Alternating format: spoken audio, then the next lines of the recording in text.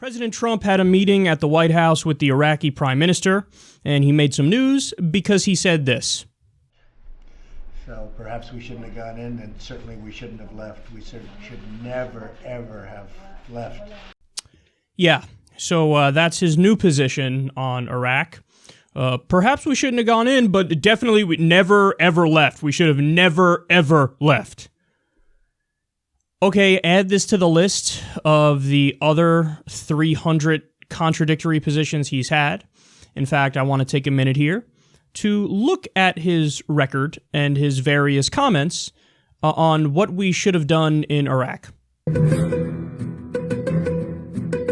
I'm the only person up here, the only one that fought against going into Iraq. I didn't want to go into Iraq. I've been against it for years. Did you oppose the war before the invasion in March of 2003? Yes, I opposed it all the time. Is there a record of that? You have to understand, probably. I mean, you can look back to 2004, 2003. 2002, 2003. Are you for invading Iraq? Yeah, I guess so. I wish it was. I wish the first time it was done correctly. Didn't you say to Howard that you thought it was a good idea? This was before the war started. It looks like a tremendous success from a military standpoint. The war is a total catastrophe. Who do you blame? And they have a civil war going on. Who do you blame? Well, there's only one person you can blame, and that's our current president. I would like to see our president get us out of the war. You know how they get out? They get out. That's how they get out.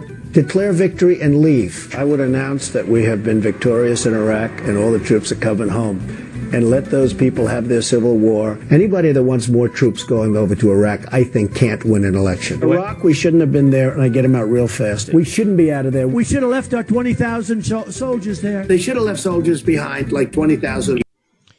Yeah. It's so sad. He's taken every possible position on Iraq. I mean, we shouldn't go in. We shouldn't go in. Oh, it was a tremendous military success. Let me just tell you.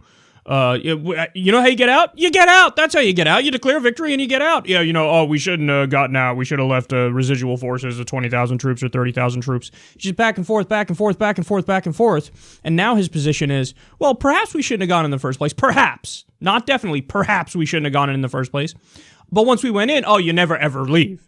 I would have never ever left. All right, then what do you want to do? You want to stay there forever? Is that what you want to do? And look, you say, well, come on, Kyle, nobody supports that, except Lindsey Graham literally said that. He said, you don't leave. He was asked. He goes, you don't leave. You don't leave. You just stay there. That's what you do. It's not like we could be using those resources here at home. I don't know. It's not like our infrastructure gets a grade of D+. It's not like we don't have clean water in Flint, Michigan. It's not like 50% of the country doesn't make $30,000 a year or less. It's not like over 70% of the country isn't living paycheck to paycheck. We have all these problems here at home, and $7 trillion was wasted in Iraq, and now we have Trump, who pretended half the time to be non-interventionist, saying, well, you don't leave, you don't leave. And as we've covered already, they're looking to increase troop levels in Afghanistan. By the way, we've been there even longer than Iraq. We've been there since 2001. What is victory there? They don't even tell you what the idea of victory is. They just say, we need more troops. For what? Well, we got to, fight the Taliban. We don't want them taking over again. But whenever we leave, they're going to take over. Whenever we leave. So whether it's now or 100 years from now. So do you just want to stay there forever too? And if they're being honest, they say yes. He also wants 1,000 more troops in Syria, boots on the ground. So the guy who half the time made the argument that he's non-interventionist, now that it's his military, he goes, tremendous, believe me, no, let's send him everywhere because I will defeat him. I will defeat ISIS. What does that even mean? How are you going to defeat him? That ideology, Salafism, is not only alive and well, it's spread out through a variety of places. Do you want to invade everywhere where there might be a Salafist? Well, look, there are some in Europe. So what do you want to do? But also, we are feeding that ideology because the person who's exporting it the most, or the country that's exporting it the most, is one of our top allies, Saudi Arabia. We give them billions of dollars, we give them weapons, and we sit on the sidelines as they fund jihadists in Syria and as they fund jihadists in Yemen. So we have an ideological alliance with radical Islam, as this guy pretends like I'm strong man against radical Islam. No, and the thing is, and I've said this about Hillary Clinton too, and I think it's true in both cases, you only like them because of how they make you feel. If you're a big-time follower of Hillary or Trump, because it can't be about policy. Because as you just saw, he's been on every side of virtually every policy. I just gave you the example of Iraq. But it happened with all the other issues too, virtually all the other issues. He's been on every side of it. And you say, no, there's some where he's consistent, like TPP. Well, actually, he wrote an article, I think it was in 2010 or 2011, we covered the story a while ago, where he was big time in favor of free trade. Saying, yeah, we need to get rid of all the tariffs. That's what we need to do. And we need to make sure that, we have a free flow of business over the borders. And wouldn't that be great? It was the exact opposite position. So virtually every issue, he's been on both sides. So that means if you're a big-time defender of him, it can't be because of policy. Because he doesn't even really know what policies he's in favor of. So that means you just like how he makes you feel. You like, how he emotes, how he speaks, how he comes across as a straight shooter, even though he's not one. And that's really pathetic. I mean, politics isn't for you if that's how you view, how you gauge whether or not you like a politician. It's got to be about the issues, because the issues are what affect people's lives. And if you're being duped over by a charlatan, a con man here, scam artist, which is clear that he is, well, again, politics isn't for you. So there you have it. He's been on 93 sides of the same goddamn issue. And there it is in video evidence. I don't know, if people still defend him after looking at that. I don't even know how that's possible.